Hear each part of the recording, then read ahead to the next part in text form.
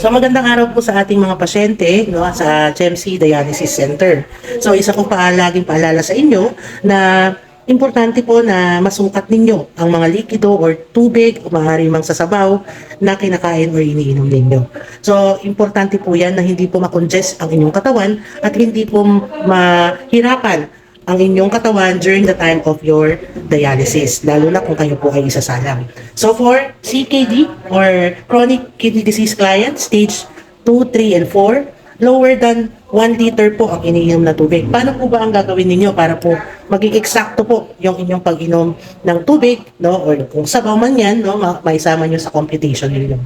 So kailangan po na meron po kayong mga measuring cup, standard measuring cup sa bahay, na yun po yung magiging lalagyanan ninyo at ilalagay niyo po yan sa malinis na container. So palagi niyo pong kasama yan yung inyong mga water jug, no? Depende po kung gusto niyo manigamgam or medyo malamig ng konti.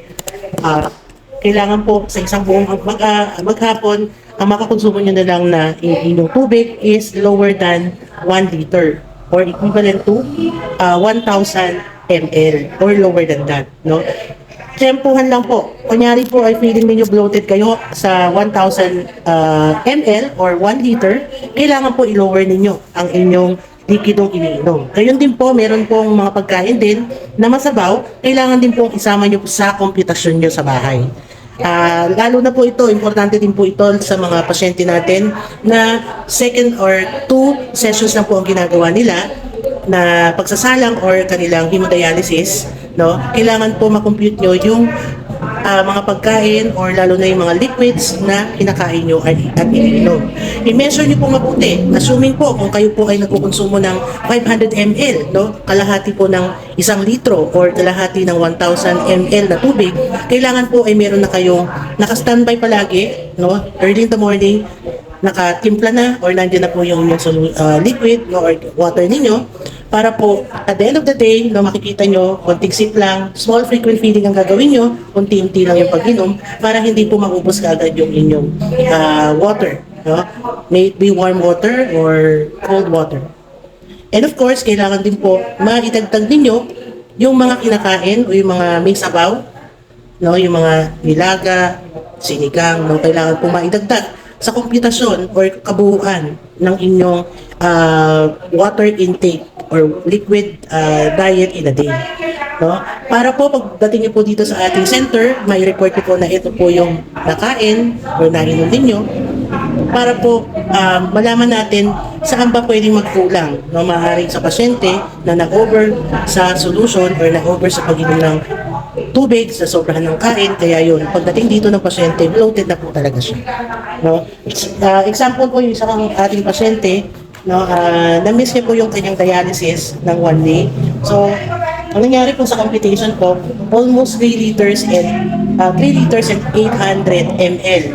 Yun po yung nadagdag sa katawan niya. Kaya po mabigat yung tiyan ng pasyente. And during the time na dinadialysis po tayo, nahihirapan yung pasyente, sumasakitan siya, nandiyan nasusuka, nahihilo, bumabagsak yung BP. Kasi nga po, hinahatak po.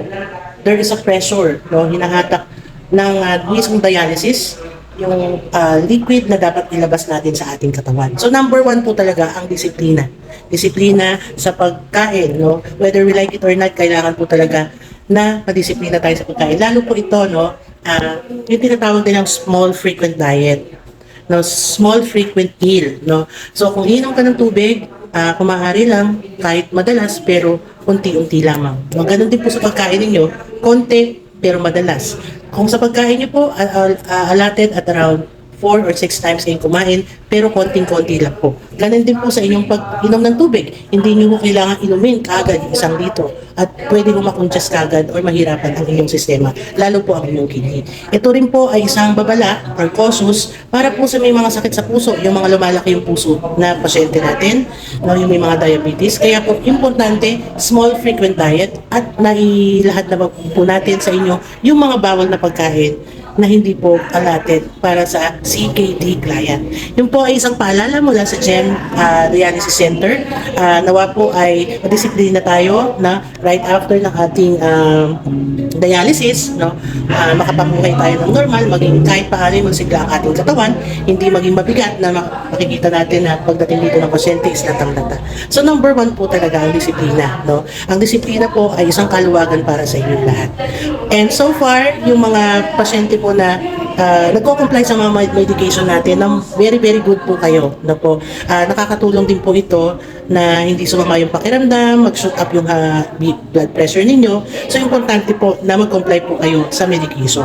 Alam namin po, no, naiintindihan po namin ang nararamdaman nyo pag kayo po ay dinadialysis. Lahat po tayo ay nagkakasakit. No? Iba po yung pain, no? Kaya po inaasahan po natin ang partisipasyon ng lahat. So sa darating na November 18, that will be Saturday, 12 noon po, inaanyayahan po namin kayo na pumunta no, between around 11 a.m. until 12 noon until 1. Darating po ang ating nephrologist, Dr. Potri, no, para po maservisyohan kayo ng libre sa lahat po na confine, sa lahat po na nagpa-outpatient check-up. Kailangan po dalhin nyo yung inyong mga abstract findings, yung inyong mga reseta na binigay sa inyo sa labas.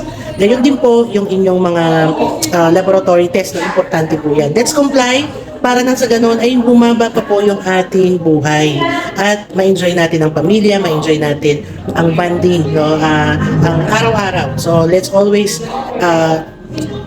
live one day at a time, no? Huwag po kayo ma-stress, no? Huwag kayo mag-iisip ng masama.